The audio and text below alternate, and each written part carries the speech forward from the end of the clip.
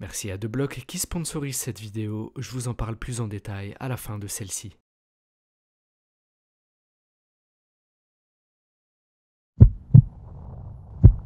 Kisama wa. So, Kisama wa. Tsundeita no da. Hajime kara. Ces mots que vient de prononcer le roi des fourmis chimères ont une profondeur bien plus grande que ce qu'il n'y paraît. Mais pour les cerner, il est nécessaire de revenir un peu en arrière. Pour comprendre à quel point l'arc des fourmis chimères est une véritable prouesse d'écriture de la part de Togashi, il faut prendre du recul et comprendre ce qu'on veut nous raconter. Veut-on nous montrer comment le jeu politique ouvre la voie à des individus incompétents et corrompus? Leur permet-il d'accéder au pouvoir et d'instaurer un régime totalitaire et autocratique? Tout cela au détriment de populations qui, elles, ne se sont pas rebellées, peut-être. Cherche-t-on à nous interroger sur la malfaisance de l'homme, capable de cruauté envers ses semblables et envers les autres êtres vivants de la planète? Veut-on lui infliger à son tour une menace pour lui faire endurer les atrocités qu'il fait subir aux plus faibles? Sans doute. Ou veut-on simplement nous montrer comment des objectifs radicalement différents peuvent rassembler un groupe autour d'une cause commune? Évidemment. Cependant, tous ces éléments ne sont au final que des prétextes, l'arbre qui cache la forêt, l'arc des fourmis chimères étant ni plus ni moins qu'une partie d'échecs ou de gungi entre le roi des fourmis chimères et Netero, et cette partie a commencé depuis le tout début. Tout commence au sein de l'État fédéral de Mitten, plus précisément au NGL, ou Neo Green Life, un pays autonome et isolé du continent. Au sein de cet État connu pour son mode de vie strictement écologique et anti-technologique, des fourmis chimères semblaient avoir entamé une évolution, les rendant plus agressives, plus grandes et plus fortes. Avant cette évolution, les fourmis chimères faisaient déjà partie des espèces à surveiller et surtout à isoler, car dans leur processus d'évolution, celles-ci se nourrissent d'autres espèces vivantes et lorsqu'elles ont trouvé une espèce à leur goût, elles se nourrissent d'elle jusqu'à son extinction. Et leur surveillance et leur contrôle sont justement assurés par des hunters comme Kaito, spécialisés dans la régulation de ce type de créatures. Le problème, les récentes découvertes ont montré qu'une reine, d'une taille avoisinant les 2 mètres, venait d'apparaître. Une taille qui lui permettrait de se nourrir non plus seulement d'insectes ou de petits animaux, mais d'êtres humains. Si on les appelle les fourmis chimères, c'est parce que la reine a la capacité de transmettre génétiquement à sa progéniture les caractéristiques des espèces dont elle se nourrit. La crainte des hunters était donc de voir cette reine transmettre un patrimoine génétique humain à sa colonie, ce qui représenterait une menace sans pareil pour l'humanité. Dès lors, plusieurs groupes de hunters, dont Kaito qui est accompagné de Gon et Kirua, décident de se rendre dans ce territoire hostile afin d'enquêter et d'éliminer cette menace avant qu'elle n'évolue davantage. Mais malgré leur réactivité, ils ne pourront que constater la réalisation de leurs mauvais pressentiments. La reine a finalement engendré des fourmis chimères à partir d'êtres humains qu'elle a mangés. Plus grave encore, ces fourmis chimères acquerront très vite la capacité d'utiliser le Nen, ce système d'énergie qui permet à une personne de contrôler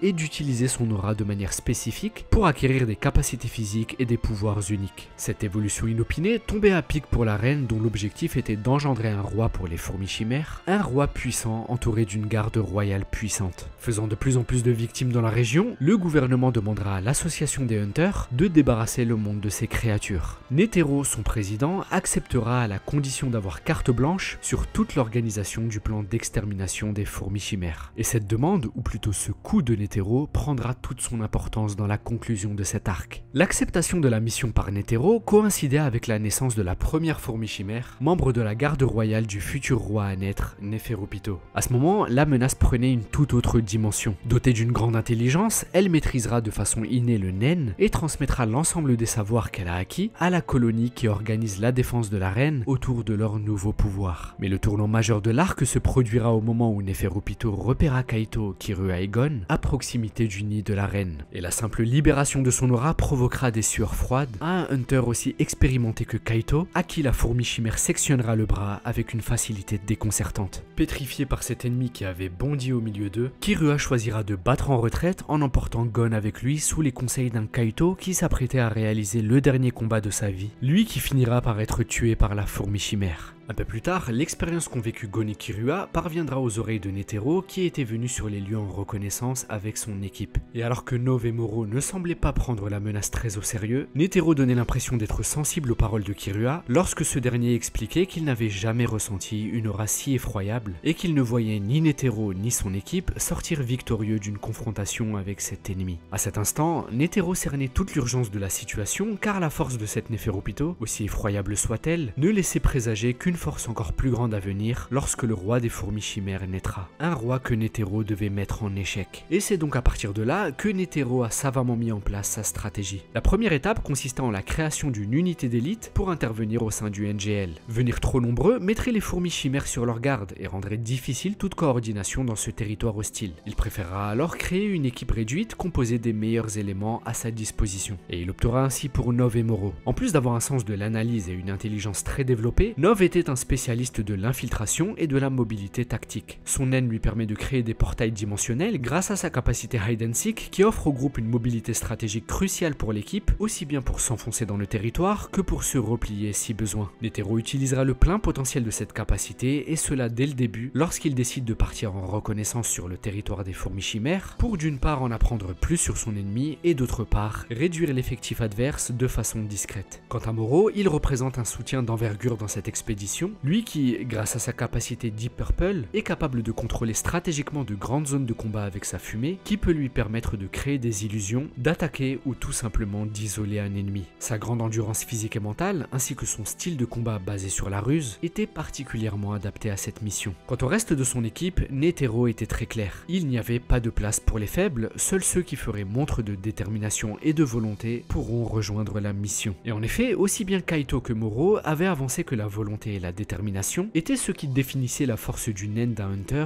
et sa valeur. Ces mots résonnaient donc fortement chez Gon et Kirua, qui avaient pour objectif de prouver leur valeur face à Knuckle et Shoot, deux disciples de Moro et donc par définition de Netero, qui souhaitaient également rejoindre l'expédition, une expédition aux places limitées. Mais cette sélection n'était qu'une manœuvre de Netero, une façon pour lui d'éveiller la volonté et la détermination des pièces qui allaient composer son jeu face au roi des fourmis chimères, car plus tard, lorsqu'il communiquera le plan d'action à Nov et Moro, il inclura aussi bien Gon, Kirua que Knuckle et Shoot dans l'équation, sans savoir quel groupe avait triomphé de cette sélection, car il savait que ces hunters sur lesquels il avait porté son attention montreraient tous qu'ils méritaient leur place dans son jeu. Le plan qu'il établira était assez simple, mener une attaque éclair et inattendue au sein du palais où se trouve le désormais né roi des fourmis chimères, ainsi que sa garde royale composée de Neferupito, Mansusuyupi et Shawapufu. Ainsi, 3 équipes de 2 devaient être constituées, dont l'objectif principal sera de séparer, par n'importe quel moyen, la redoutable garde royale de son roi. Gon et Kirua affronteront Neferupito, Shoot et Knuckle affronteront Mansusuyupi, Nov et Moro affronteront Shawapufu, et une fois la voie libre, Netero affrontera le roi. À ce moment, l'attaque était prévue dans 10 jours, plus précisément à minuit. Entre-temps, le roi des fourmis chimères parviendra facilement à asseoir son autorité et ainsi mobiliser ses soldats. Ce dernier se voit doté d'une aura sans commune mesure, faisant trembler sa propre garde royale, qui pourtant faisait elle-même trembler les plus puissants utilisateurs de Nen. Se considérant comme la forme de vie ultime et voyant les humains au mieux comme des serviteurs, au pire comme de la nourriture de qualité, l'objectif du roi était double. Premièrement, il souhaite créer une armée d'élite en identifiant les humains dotés de capacités physiques et mentales exceptionnelles, notamment ceux qui possèdent du Nen, afin d'en faire des soldats qui pourront le servir. Deuxièmement, il a un objectif eugéniste. En effet, il souhaite éliminer les plus faibles et faire perdurer la race des fourmis chimères en donnant ces humains à nourrir à son armée afin qu'ils renforcent leur évolution. Très vite, le roi démontrera un attrait tout particulier pour les jeux de stratégie. Doté de capacités d'apprentissage hors normes, proportionnelles à sa soif de savoir, il parviendra rapidement à surpasser les champions humains dans les jeux de Go et de Shogi, deux jeux de stratégie dont la subtilité et la difficulté rappellent plus ou moins le jeu d'échecs. Mais c'est à ce moment qu'il rencontrera Komugi, une jeune fille aveugle et championne d'un jeu de stratégie nommé Gungi, qu'il ne parvenait pas à battre. À ce moment, le roi constatait qu'il n'était donc pas infaillible. Remettant en question sa vision du monde, de l'humanité et de sa supériorité absolue, cette fille et ce jeu modifieront drastiquement le comportement du roi et surtout la façon dont il allait appréhender son combat à venir contre le roi de l'équipe adverse. Et cela tombe bien, c'est un combat purement stratégique que lui propose celui qui deviendra son plus grand ennemi, Netero. Car s'il y a bien une chose qui est désormais sûre, c'est que Netero, comme son équipe, n'était pas de taille face au roi et à sa garde. Miser sur la puissance pure reviendrait donc à conduire cette mission à un échec cuisant. D'ailleurs, chacun des hunters qui composent ce groupe était prêt à mourir dans cette mission. Nov dira même qu'une seule victoire sur 4 suffirait, seule la mort du roi compte. En d'autres termes, tout doit être mené à bien pour permettre à Netero, quitte à en mourir, de dérouler sa stratégie face au roi des fourmis chimères. Pour ce faire, il était nécessaire de préparer le terrain en amont de l'attaque. Et alors que Netero poursuivait sa stratégie, le roi des fourmis chimères fit sa première erreur tactique dans ce combat. En effet, face à une adversaire si pure, sans peur ni crainte face à lui et qu'il n'arrivait pas à battre au Gungi, l'instinct joueur du roi le poussera à pimenter les choses en engageant un pari, promettant à Komugi absolument tout ce qu'elle souhaitait si elle gagnait. Elle qui au final ne désirait rien si ce n'est jouer jouer, le roi se rendait compte que proposer un tel pari n'était pas une décision intelligente de sa part, car elle aurait très bien pu demander de prendre sa vie si elle gagnait. Et donc en guise de repentance pour s'être fourvoyé sur ses intentions, il décidera alors de se trancher le bras. Et cette action du roi obligera ses pièces à se réorganiser dans une partie qui avait déjà commencé. Neferupito stoppera alors son N, cette technique permettant à un utilisateur du Nen d'étendre son aura sur une large zone pour détecter tout mouvement ou présence à l'intérieur de son périmètre afin d'aller soigner le roi avec sa technique Dr. Blythe qui allait mobiliser son Nen pendant 2 à 3 heures. Profitant de cette ouverture inopinée qu'attendaient les Hunters, eux qui ont perçu que quelque chose se passait dans le palais suite à la dissipation de l'aura de Pytho, Nov ira s'y introduire pour installer les portes nécessaires à l'équipe de Netero pour lancer l'assaut et se replier si besoin. Il était donc décidé dès le départ que Nov s'introduise dans le palais pour y installer les portes donnant un accès direct à la salle du trône. La clé du plan des Hunters résidait dans le timing de l'attaque. C'est pourquoi Nov confiera que la moindre seconde gagnée pourrait être cruciale. Mais alors que la garde royale s'activait pour protéger un roi qui n'en faisait qu'à sa tête, Nov ressentira à ce moment l'effroyable aura d'un des gardes royaux qui s'avérait être Shawapufu. Ce ressenti obligera Nov à avorter sa mission en installant une seule et unique porte, non pas dans la salle du trône, mais au pied de l'escalier qui y mène.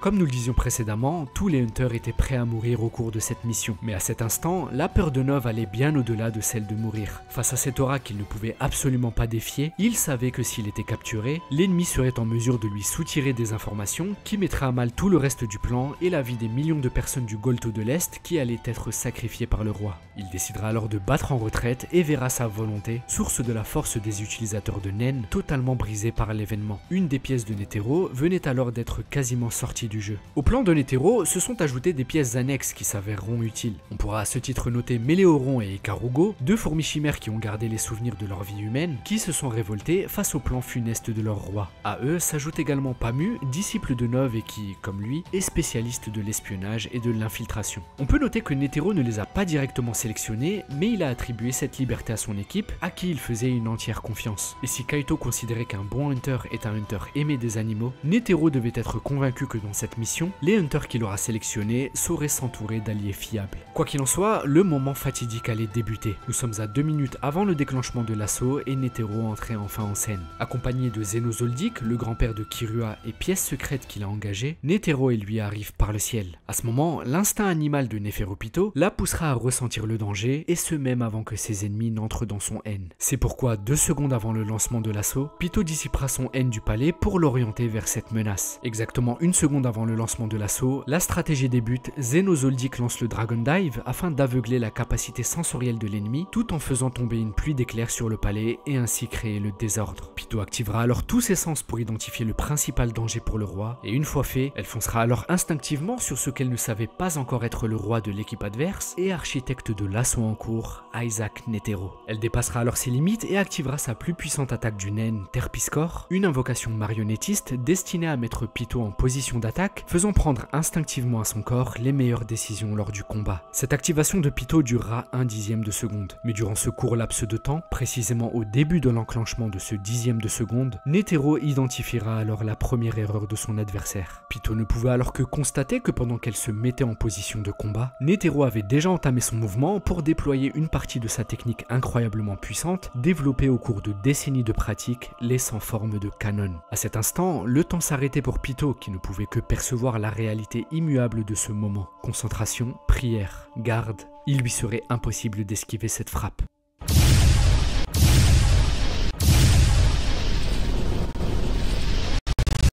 Netero venait alors d'éjecter de sa route avec une facilité déconcertante, celle qui a été la plus grande menace vue à l'action depuis le début de l'arc. Sans déterminer si cela lui aurait été possible ou non, son objectif n'était pas de vaincre Pytho à ce moment. Il ne faut pas oublier que Netero joue une partie d'échecs ou de gungi face au roi adverse. Et avec ce coup, il venait de remplir une partie de sa stratégie. L'un des gardes du roi était, comme le voulait le plan, désormais éloigné de lui. Pendant ce court instant, Moro, Méléoron, Knuckle, Shoot, Ikarugo, Gon et Kirua s'introduisent dans le rez-de-chaussée du palais grâce à la porte de Nov et se retrouvent nez à nez avec un membre de la garde royale qui ne devait pas se trouver là, il s'agissait de Youpi. Le Dragon Dive ayant semé la confusion aussi bien chez les fourmis chimères que chez les Hunters, Knuckle, alors invisible grâce à la faculté de Méléoron et qui devait, selon le plan, attaquer Youpi, ne pouvait prouver aux autres qu'il était encore vivant et toujours sur le plateau de jeu et non pas tué ou blessé par une des flèches du Dragon Dive. Ce faisant, les Hunters n'hésiteront pas à totalement modifier leur stratégie pour pallier à la chute éventuelle d'une des pièces de leur plateau. Ainsi, Gon et Kirua Kirua, qui devait attaquer Pito, s'oriente désormais vers Youpi. Shoot s'adapte également et se met en condition pour aller attaquer Pito. Mais c'est à ce moment que Knuckle et Méléoron rempliront leur objectif initial qui était d'attaquer Youpi pour libérer la voie à Gon et Kirua vers la salle du trône, prouvant ainsi qu'ils étaient toujours dans la partie et permettant à tout le monde de reprendre la stratégie initiale. Si on fait une pause à cet instant, on peut se rendre compte que l'intérêt de cette scène dans le début de cet assaut est double. D'abord, on nous montre là les erreurs stratégiques du roi des fourmis chimères. Plaçant ses caprices au devant de sa propre protection, il contraindra Pito à le soigner, ce qui a permis à Nov d'installer la brèche qui a permis à tous ses hunters d'apparaître si proche de lui, le roi adverse. En demandant ensuite à Pito de retirer son haine de l'enceinte du palais, car il ne supportait pas d'être entouré de son aura, il affaiblissait encore davantage la capacité de détection des ennemis une fois infiltré dans le palais. Enfin, en forçant sa garde royale à ne pas monter aux étages où il se trouvait, il éloignait à ce moment Poufou et Youpi, créant ainsi, dès le départ, une situation idéale pour que le roi adverse le mette en échec. Le deuxième intérêt de cette scène était de montrer la différence entre une stratégie préparée et une stratégie improvisée. Dès le début de cet assaut, dans le cas du roi, lorsqu'une pièce était mise à défaut par la stratégie ou la force de frappe adverse, ces autres pièces n'ont pas eu l'ordre ou le réflexe de remplacer cette pièce ou lui venir en aide. Lorsque Pito a été éjecté du palais, Poufou n'avait pas pour but d'aider Pito à mener à bien sa mission en la remplaçant. Il n'était obnubilé que par son objectif final, protéger la pièce maîtresse, le roi, en allant vers lui, quitte à laisser l'ennemi les atteindre tous deux une fois réunis. En ce sens, les pièces du roi des fourmis agissaient individuellement quand les pièces du roi des hunters agissaient collectivement. Et durant tout cet assaut, on aura des exemples d'actions altruistes de la part des hunters, notamment de Kirua qui semblait être la pièce du jeu assignée à cette tâche. C'est ainsi que lorsqu'il contournera vers la tour est du palais avec Gon, il modifiera son itinéraire à un court instant pour libérer la voie à Ikarugo car il avait identifié une menace qui allait mettre en péril une des phases de la mission. Ou encore lorsque plus tard, il sauvera Knuckle de l'attaque de Youpi grâce à sa faculté Godspeed. Kirua qui interviendra aussi bien pour sauver Pamu des griffes des fourmis chimères que Gon qui l'ira épauler à la toute fin de l'arc. Quand bien même, ce manque de stratégie et d'altruisme n'enlevait pas le caractère redoutable des pièces maîtresses du roi des fourmis qui continueront d'improviser leur stratégie défensive. C'est pourquoi même dans cette situation, Neferupito tirera avantage de l'attaque de Netero car cette projection à des kilomètres du palais lui permettra de prendre du recul pour libérer toute l'étendue de son haine. Cette manœuvre lui permettra de repérer l'ensemble de ses ennemis, mais aussi de constater que le roi n'était plus dans la salle du trône, où s'est rendu Poufou, mais dans les quartiers de Komugi qu'il est allé protéger au détriment de sa propre protection. Elle se rendra alors compte de la fulgurance de la percée ennemie qui continuait d'avancer ses pièces, puisque Zeno et Netero avaient déjà repéré avant elle la position du roi grâce à leur propre haine. Envahie par un extrême sentiment d'urgence, elle qui constatait que leur roi était en passe d'être mis en échec, Pito concentrera toute sa vigueur pour se rendre au plus vite vers lui.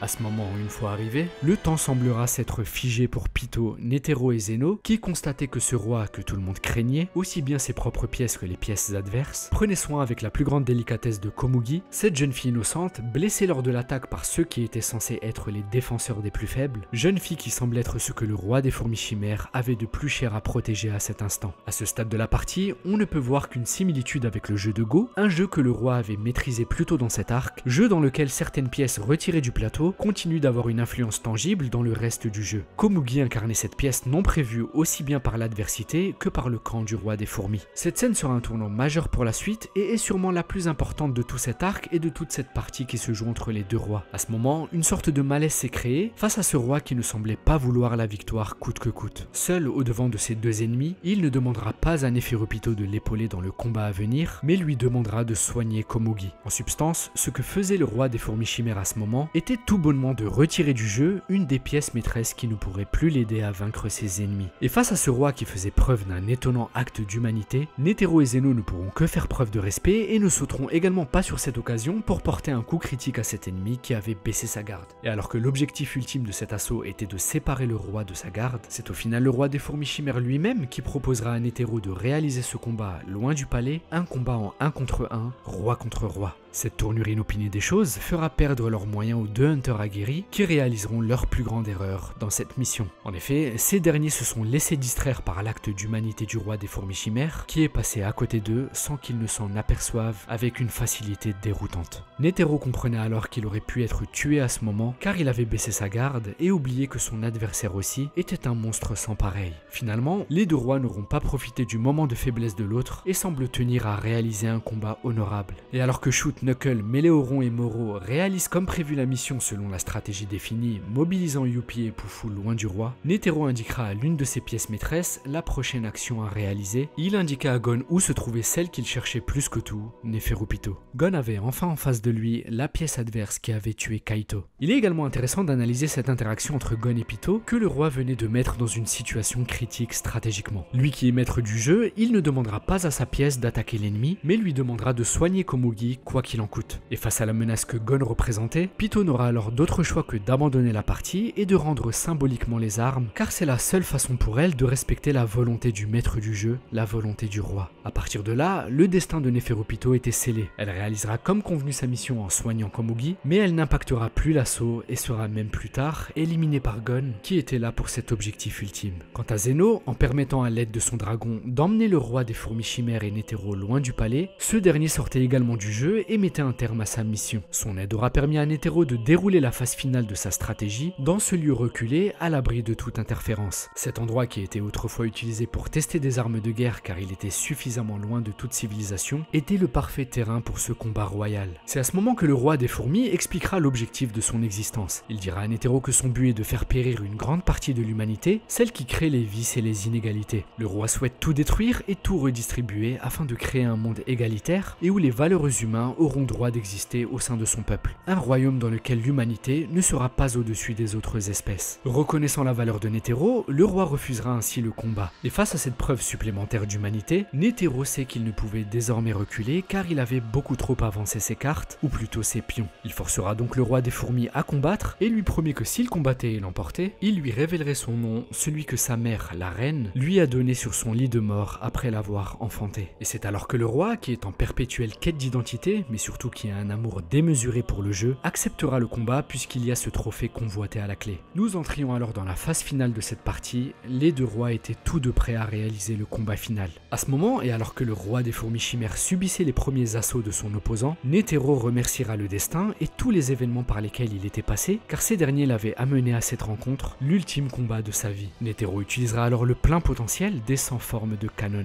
Quant au roi des fourmis chimères, sa stratégie était simple, attaquer Netero sans relâche. Les attaques du Hunter ne causaient pas des dégâts menaçants au roi, cependant, comme pour Pito, elles le dépassent en vitesse au point que ce dernier admet que seul un être possédé par la folie aurait pu créer un tel mouvement doté d'une telle vitesse. Sa stratégie était donc de subir les attaques et de prendre en compte celles qui avaient déjà été utilisées par Netero, tout en lançant à chaque fois des offensives dans de nouveaux angles pour obliger Netero à dévoiler toute sa palette de coups que le roi pourra alors mémoriser. Ayant à ce moment du combat déjà anticipé toutes les combinaisons possibles de Netero, qu'il qualifie comme potentiellement infinies, le roi fera alors évoluer sa stratégie et choisira de se focaliser sur le flux respiratoire de Netero qui devrait, comme pour tout joueur, varier selon la préférence qu'il a pour les coups qu'il utilise. D'ailleurs, le roi avait déjà évoqué cette même stratégie lorsqu'il affrontait Komugi ou Gungi. Se focalisant alors sur ses assauts, l'expérimentation de nouveaux angles, la mémorisation des nouvelles combinaisons de Netero, tout en maintenant la recherche du bon signal de respiration, la stratégie du roi des fourmis était aussi ambitieuse que compliquée. Aussi compliquée que de guider une flèche dans une forêt d'aiguilles pour la faire traverser avec une précision absolue, une aiguille précise se trouvant à une grande distance. Mais il sait que s'il parvenait à identifier ce flux, témoin d'une préférence consciente ou inconsciente de Netero pour ses coups, il pourra alors anticiper assez facilement la prochaine combinaison qu'il utilisera parmi l'infinité des combinaisons possibles. À ce moment, l'amour du jeu chez le roi des fourmis chimères lui fera souhaiter que Netero puisse lui résister suffisamment longtemps pour découvrir ce flux et ainsi percer sa redoutable stratégie. En d'autres termes, il ne souhaite pas tuer Netero après une erreur manifeste de ce dernier, il souhaite vaincre un Netero utilisant le plein potentiel d'une stratégie qu'il aura déjouée. Netero a conscience de la force de son adversaire et il sait qu'au moindre mauvais choix de combinaison, l'attaque du roi l'atteindra avant qu'il n'ait pu libérer son prochain coup, le mettant ainsi dans une situation d'échec et mat. Mais malgré l'assurance de Netero qui continuait d'envoyer des centaines de milliers de coups, le roi avait vu juste. En décelant cette infime variation dans la respiration de Netero avant qu'il ne joue ce dernier coup qu'il n'aimait inconsciemment pas, le roi avait pu utiliser ce signal pour anticiper le prochain et ainsi le déjouer pour porter un coup critique à Netero. Pensant que ce coup briserait sa volonté, le roi des fourmis ne l'avait mis qu'en position d'échec et voulait alors permettre à Netero d'abandonner la partie afin de lui laisser la vie sauve. Mais la volonté de celui qui avait dirigé cette opération avec brio jusqu'alors était toujours intacte. C'est alors que le roi des fourmis chimères annoncera son prochain objectif, le bras gauche de Netero. À partir de ce moment, l'affrontement atteint une intensité inégalée et le reste du combat ne durera pas plus d'1 minute. Les forces physiques et mentales des deux rois avaient atteint leur paroxysme. Pendant ce court intervalle, 1000 coups seront échangés. Le roi continuait d'encaisser les coups de Netero avec son corps et attendait patiemment de déceler la lueur qui brillait dans ce champ de possibilités et de combinaisons utilisées par Netero quand enfin il l'aperçut. Comme il l'avait annoncé, il venait de prendre le bras gauche de Netero dans ce qui semblait être une situation d'échec et mat. Face à ce constat, le roi des fourmis chimères lui demandera à nouveau d'abandonner et de lui donner son nom. Mais c'est à ce moment que Netero jouait le tout pour le tout en dévoilant la paume de Zero dès sans forme de canon.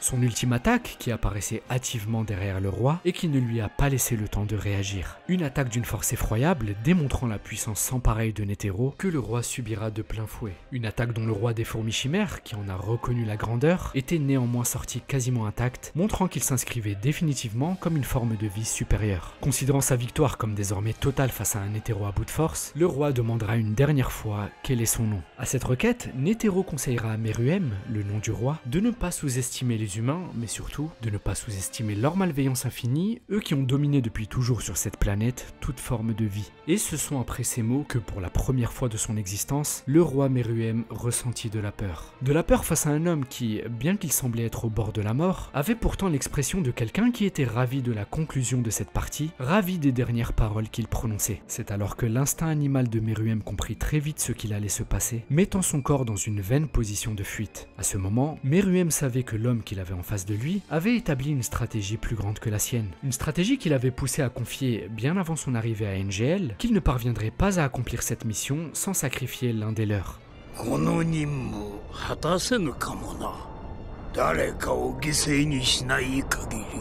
En prononçant ces mots, Netero n'avait pas pour objectif de sacrifier les hunters qu'il avait recrutés, car pour eux, il avait déjà un rôle qui leur était attribué. La pièce qu'il avait prévu de sacrifier depuis le départ était la pièce maîtresse de son jeu, à savoir le roi de son équipe qui n'est autre que lui-même. C'est pourquoi il demandera au gouvernement carte blanche pour réaliser cette mission, une autorisation accordée et qui lui permettait d'utiliser, grâce à l'appui des chirurgiens qu'il a mobilisés avant son départ et qui l'ont implanté dans son corps, une arme de destruction massive, fruit de toute la malfaisance de l'humanité et dont un traité international avait proscrit l'utilisation. Une arme qui lui servirait à l'endroit précis de ce combat où il a demandé à Zeno de l'envoyer. Un terrain où sont justement expérimentées ces armes, loin de toute forme de vie. C'est pourquoi à ce moment, Meruem, qui sentait la mort arriver, se rendait compte que depuis le tout début, cet adversaire qu'il avait en face de lui et qui répondait au nom d'Isaac Netero, l'avait déjà mis en échec et mat, et ce avant même leur rencontre, avant même sa naissance.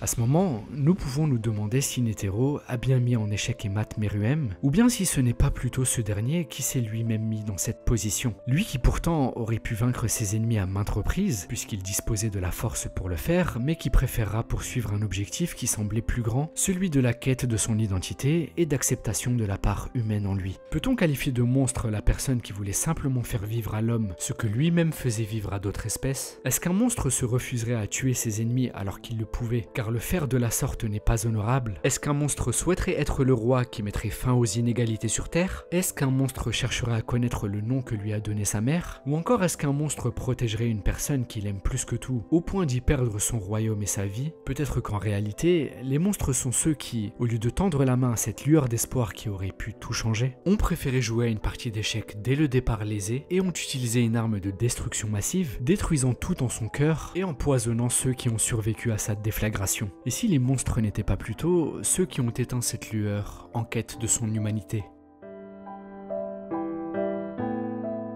Hunter x Hunter regorge de sujets aussi passionnants que celui-là à développer. J'espère que cette vidéo vous aura plu, si c'est le cas n'hésitez pas à la liker et à me le dire en commentaire, ça me permettra de voir si à l'avenir vous souhaitez plus de vidéos sur ce manga. Avant de nous quitter, je vais rapidement vous parler du sponsor de la vidéo que je remercie encore une fois et qui est TheBlock. TheBlock, c'est la première application bancaire qui accepte tes crypto-monnaies. Dans cette application tout en un, tu pourras échanger de façon très simple et illimitée des euros vers des cryptos ou des cryptos vers des euros. Par exemple avec TheBlock, tu peux recevoir recevoir ton salaire en crypto, payer tes factures en crypto ou même tes courses du quotidien, la conversion se fait automatiquement entre ton compte courant et ton portefeuille de crypto-monnaie. Niveau sécurité, DeBlock est une entreprise qui a reçu l'agrément PSAN auprès de l'autorité des marchés financiers et est aussi agréée par la Banque de France. En résumé, c'est une entreprise sécurisée et qui fait l'objet d'audits stricts. Si tu veux te créer un compte, tu peux passer par mon QR code qui s'affiche ou par le lien en description. Ça te permettra de télécharger l'application et de remplir le processus de vérification d'identité. Et une fois fait, tu pourras utiliser ton compte courant avec une carte Visa Premium sans limite, des virements bancaires instantanés et gratuits et bien évidemment ton portefeuille de crypto. L'appli est gratuite mais propose aussi des offres premium à 14,99€ par mois. Mais en passant par mon QR code ou mon lien en description pour télécharger DeBlock, tu bénéficieras de l'offre premium pendant 3 mois et le tout gratuitement. Voilà, c'est tout pour moi. Je vous remercie de votre soutien et je vous dis à très bientôt. Sur ce Lexogaki. Jana.